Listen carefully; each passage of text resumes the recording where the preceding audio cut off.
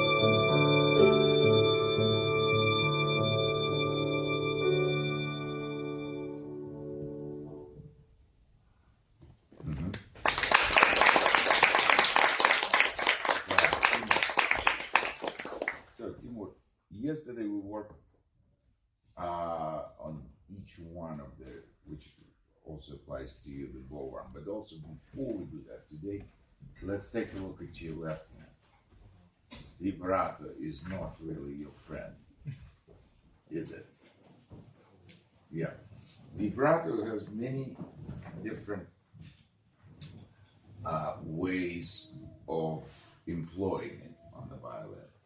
The only one that you do is very fast wrist vibrato, which is almost, it's not really controlled by you.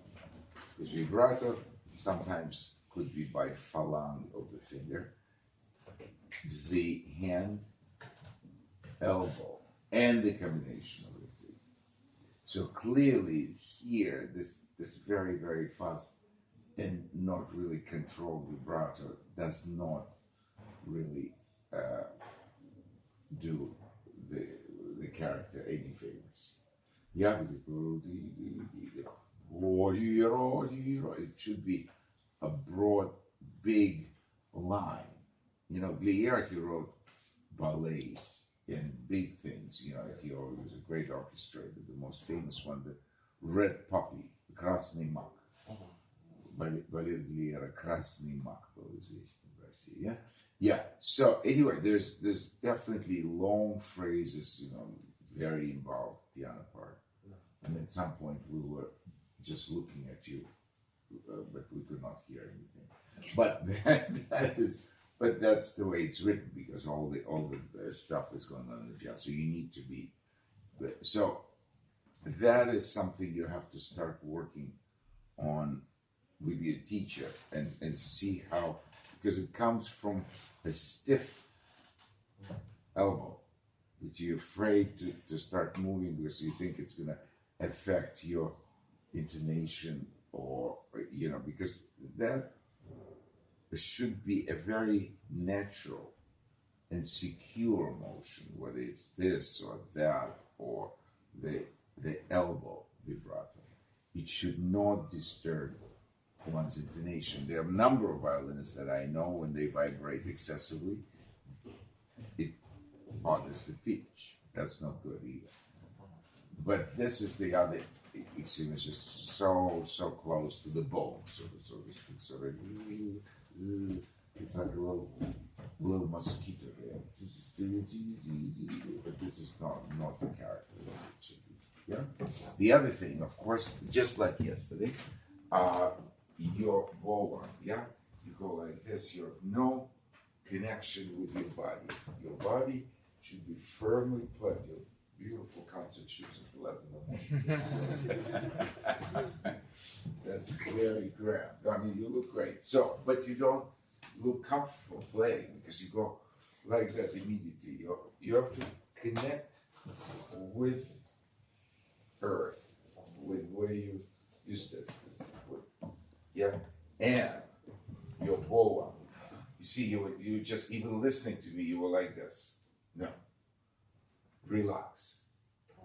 But not only relax, feel that you firmly connected on your legs, but also this is very important. Yeah, those muscles, you're quite a already grown 14-year-old young man. So those are the big muscles that should find their way through this part, and your wrist.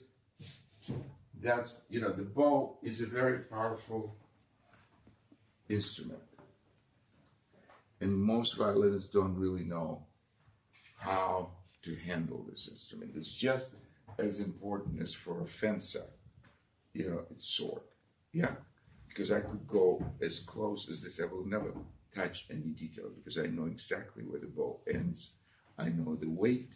I know how, because you need to do some exercises with the bow. First of all, bow should be picked up the way your hand falls. What's the bow grip? Bow grip comes from your natural, you have a different hand than mine. So your bow will fall, I mean, your hand falls like this. This is how you should pick it up. Yeah, not anything like this. That disturbs immediately the bow grip, yeah? So you pick it up. Now, just go like this with the bow. This is what they do when you start playing violin. And very often, violinists forget what it feels like. Now here, the main counterbalance becomes pinky. That's the one that supports the bow. Now it changes, and pinky becomes irrelevant, so you let go. But that is very important because you should feel the bow, because the bow is extension of your arm. It should be just as natural for you, because that's where the sound, the energy, the weight of those muscles, that's where they go. They go into that bow. So you should be as familiar, as comfortable with the bow. Because most violinists, it's just like, oh, they don't know what to do with the bow. And that's why you need to feel. And each bow has a different weight. You see, I can hold it just with two. I wouldn't recommend it because you'll probably drop it. But you know, but you should do all kinds of exercises to get yourself as familiar, so it becomes part of your arm. And that's where the weight of your arm, not pressing, but the weight of your arm should be always there. So when you start playing, then we have a sound, not something up in the air. The sound comes also from the physical elements. First of all, you have to imagine that sound. You have to hear it in your head. And you have to have a specific desire for a sound. Yeah? Which sound do you hear? Yeah? Or it's not like, you know, mosquitoes vibrato. No, it has to be much, much broader. Yeah? So start now. Just with this weight of your arm. Yeah? Wait. Yeah, значит,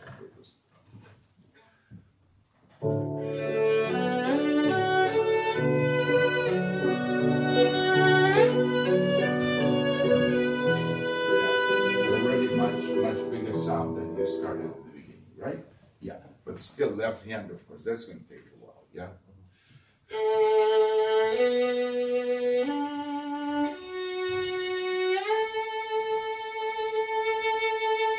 You have to play very slowly to make sure that your vibrato is not wider but controlled.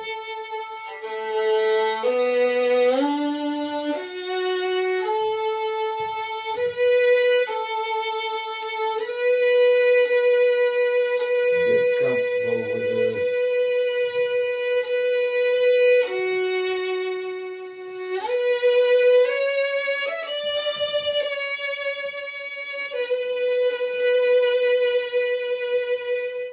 In general, I'm a great believer in practicing slow, because most of you practice too fast.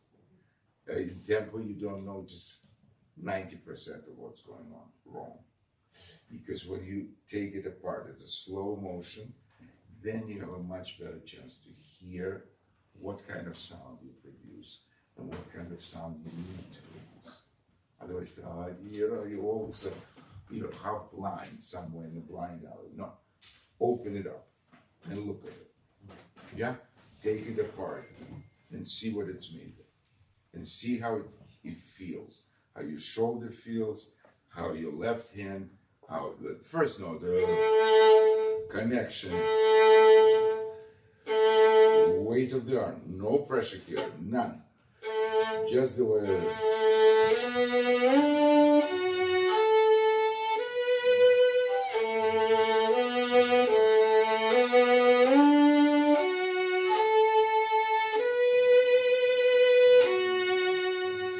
Just play that. Oh, yeah.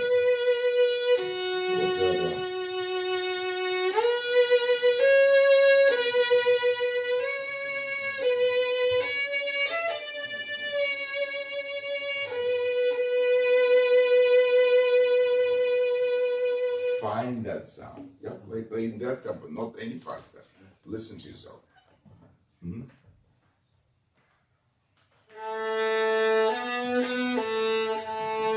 No, you sit there half fast. No.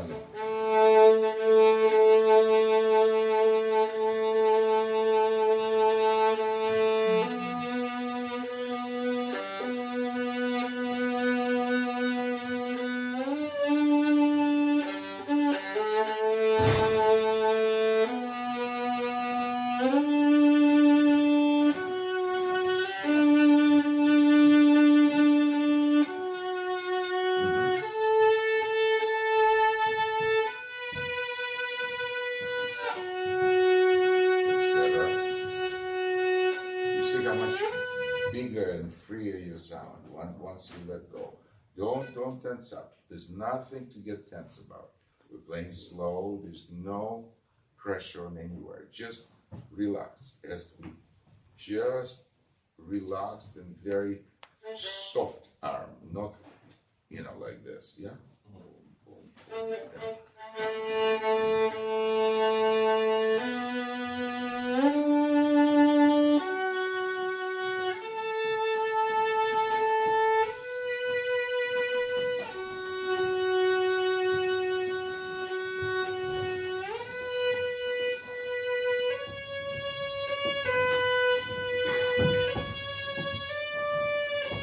Yeah, but a D and the fourth finger also needs some vibrato. You see, if you only vibrate some notes, it's going to be a very strange phrase. Each one has to be.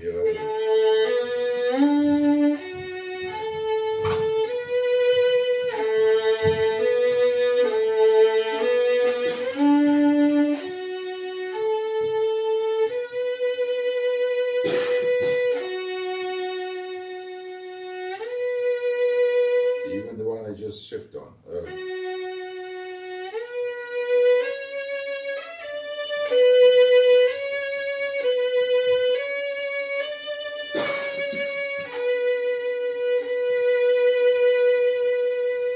Each one. So play it as slow as you need to get comfortable in each note.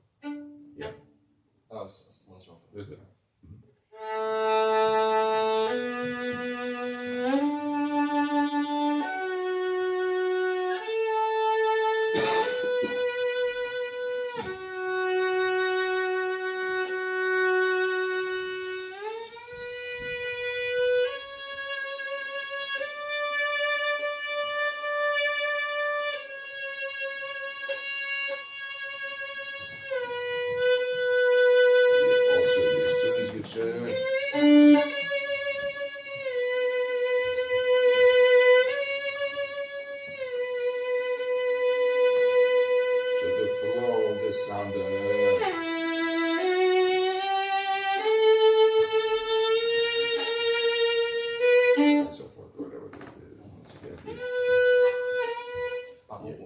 Я здесь говорю, что си вторым пальцем. Давай как хочешь, давай второй.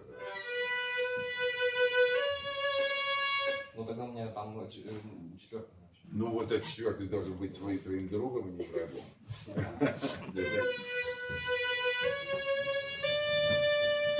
Вот и все. Ничего страшного не произошло.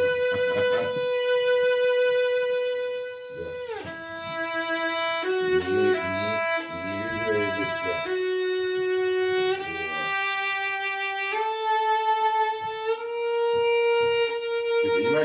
You understand that unless you make yourself play and consciously do not let yourself go back to this, that's a wrong vibrato. In general, there are very few pieces, special situations where you need this kind of vibrato.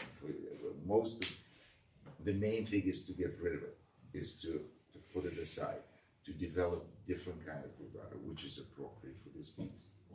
Otherwise, if you don't find them, you don't have the voice for it. Yeah? So it's written, this is a different kind of voice.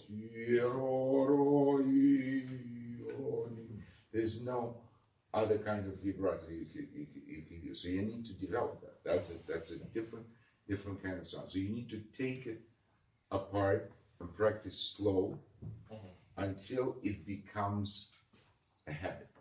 Until it becomes automatic, until you don't need to send yourself every time signals. But you need to, when you practice, you need to employ your ears, your head, and of course, your muscles. So let's start again, yeah? Попробуй немножко в темпе. Но это сейчас не будет все получаться, не волнуйся. Но следи и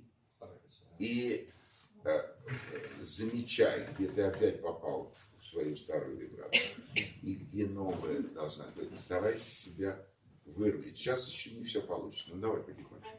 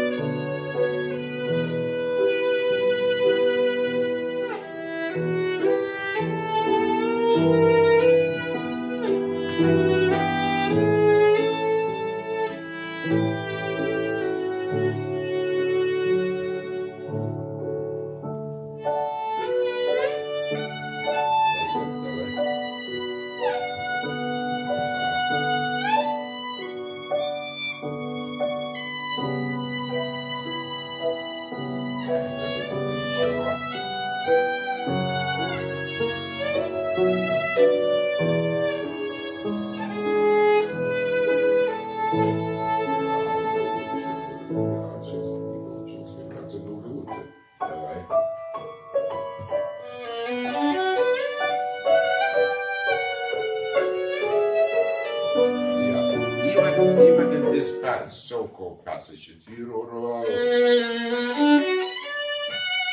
see, I managed to vibrate pretty much every note there.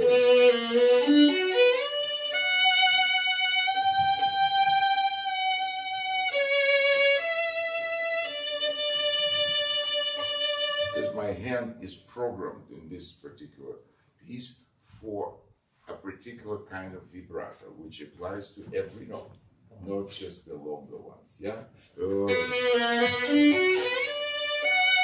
Yeah.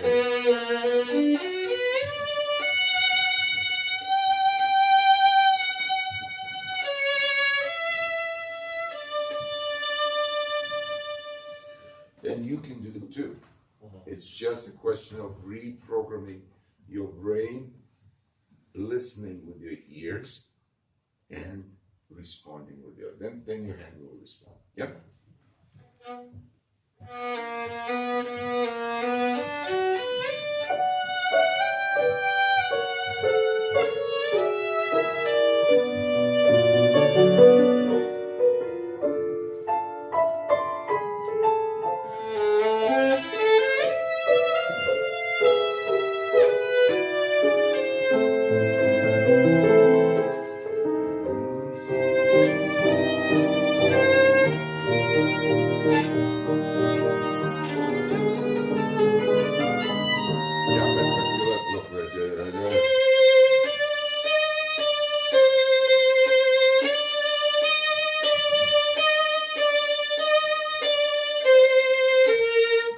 He wrote dashes, that means something. Yeah, it's a character change. Yeah.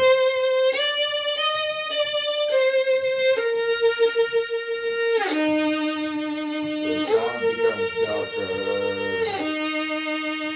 by what? Pressing on the string? No, just applying more of your arm weight.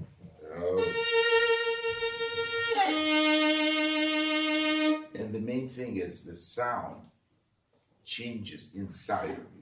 You have to hear it first.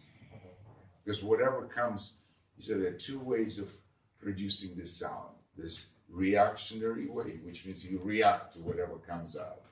That's when you practice. You have to react and correct. But the sound generates inside of you.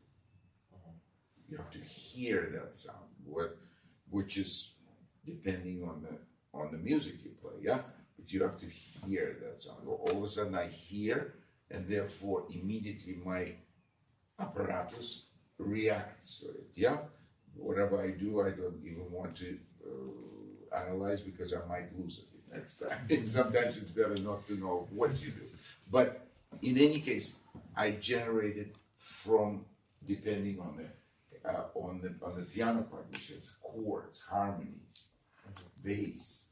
That affects the way we phrase, because there's one of the biggest misconceptions, again from early age, which haunts string players for all their lives, and that's why most string players never become really great conductors, because we think horizontally. We're programmed for some reason that we play the melody and everybody else accompanies us. That's a big lie in the world of music, because depending on the chords, the bass, that's what determines how we phrase that melody, not the other way around.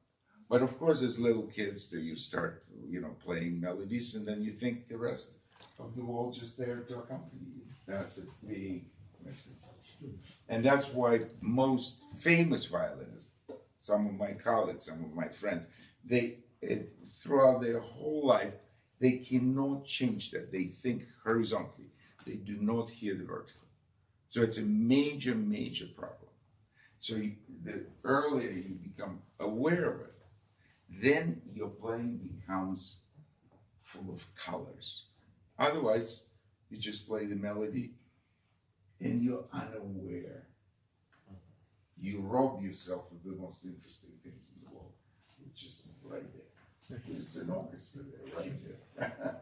Sure, but how many violins you know who are completely oblivious to that world? We just had this conversation when we were rehearsing. I said, let me play right now. Exactly. Yeah, well, and then you know what it's about. Because if you look at your part, it's not nearly as interesting as what's there.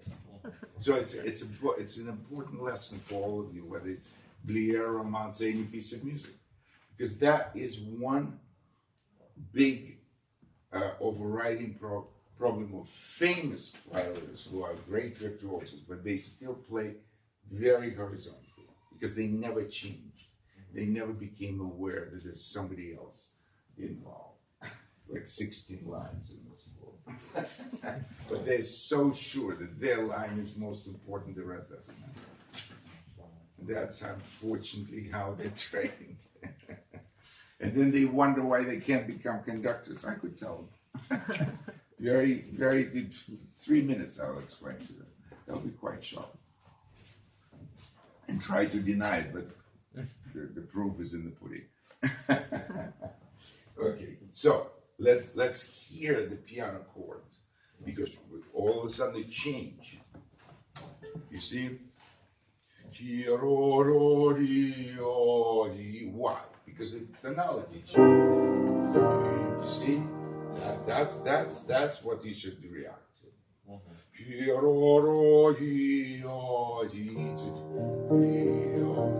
Yeah. Again, when you try to phrase like what I was saying yesterday, try to sing it, whatever terrible voice like mine you have, it doesn't matter, but you have to sing. You know, in my family, it's my wife who's an opera singer, now teacher, and my daughter. They're real singers. They hate when I sing, but I never sing but I sing to other violinists, to the orchestra, just to phrase something. You know, I remember Bobby McFerrin, famous pop singer or jazz singer, whatever you want to call it. He came to conduct my chamber orchestra. And of course, he's not a great conductor by any chance, but all he needs to do, he sings a phrase how he wants it. That's very clear. And then the orchestra plays with him.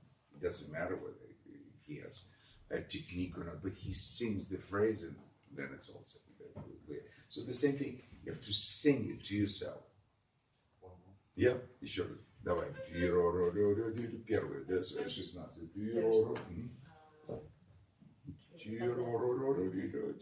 Может быть, так до этого.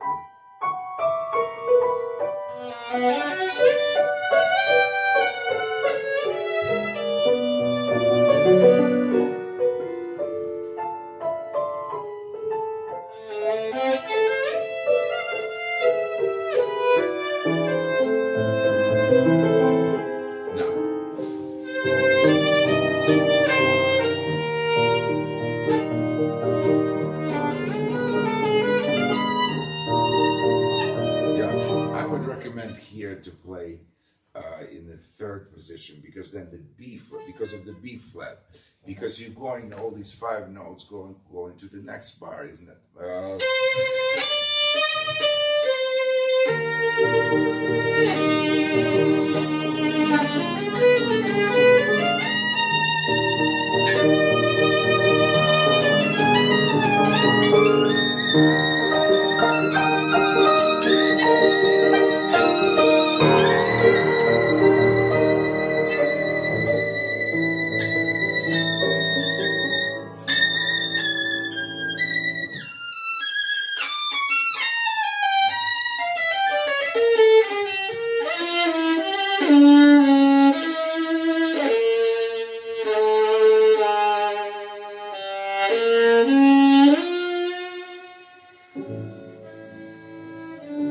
This passage reminds me, he's obviously been aware of Rimsky-Korsakov and the Kogdor.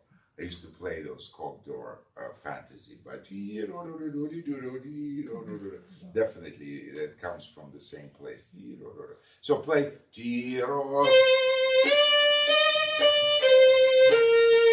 Maybe.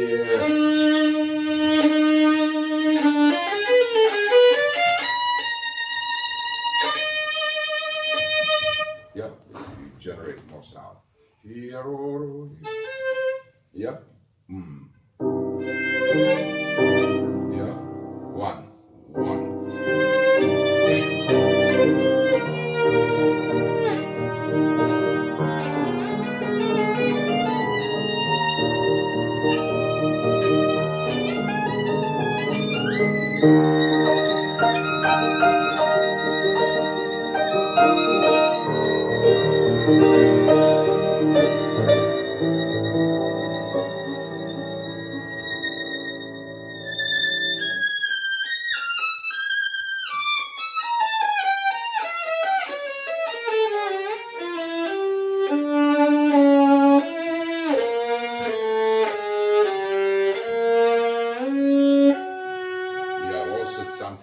nuance. Now there's harmony, you on your own, it's a little cadenza, but there's things happen. And here's a big change. You will be back to the major, but it doesn't happen right away. So that's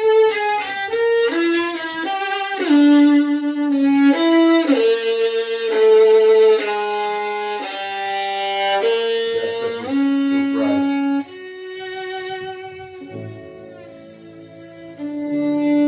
And so forth. Yeah. So that has to, you have to respond that into your playing. But in general, you sound already better. Does it feel better for you? Yes. Ну да, ну это... Необычно еще, пока не привычно. Нет, ну... ощущение лучше. Ощущение лучше, уже хорошо. Да, вот это ты должен помнить эти ощущения, потому что со мной рядом у тебя не будут. Но когда ты будешь один заниматься, они могут исчезнуть.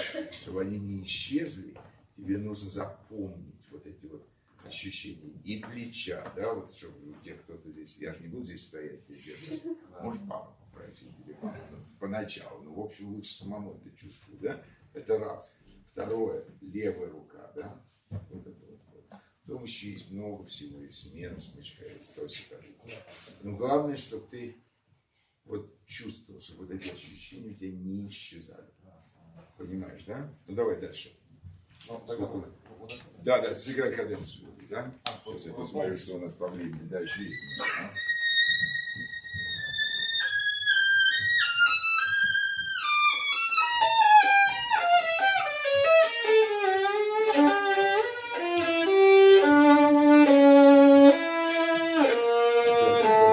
Опять быстрые вибрации. Это же из другой оперы.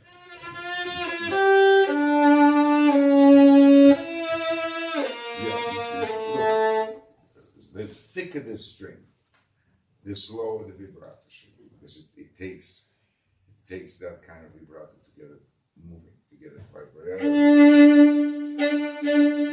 That doesn't work on the E string maybe, but not on the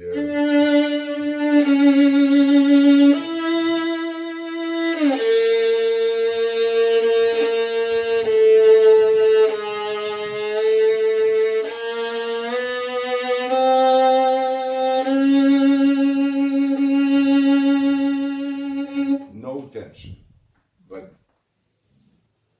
the hand moves slowly, and you hear how the string vibrates naturally. So going like this, yeah, yeah. Again, сыграть медленно сейчас вот этот кусок, yeah.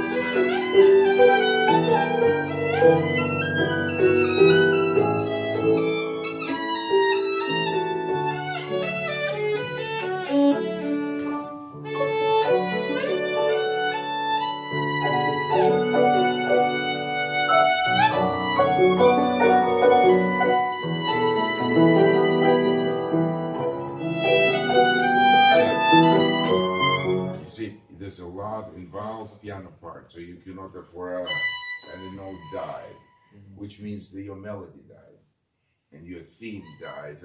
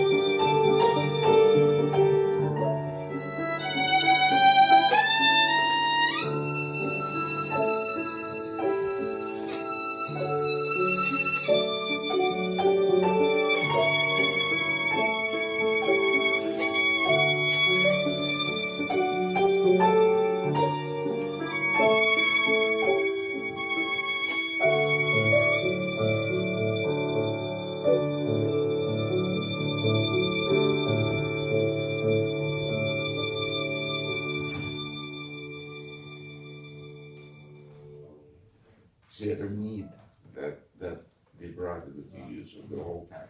So be very aware of it. Не забывай это, да? Что это очень важно, иначе ты не сможешь играть на скрипке, потому что это вибрато, оно тебе не позволит большинство репертуара сделать, да? Спасибо. Спасибо.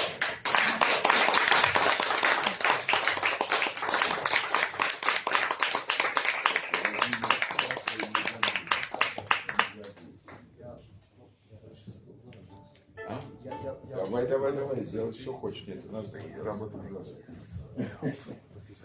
Okay, so next is who? Ah, my old friend. Yeah. With Mendelssohn.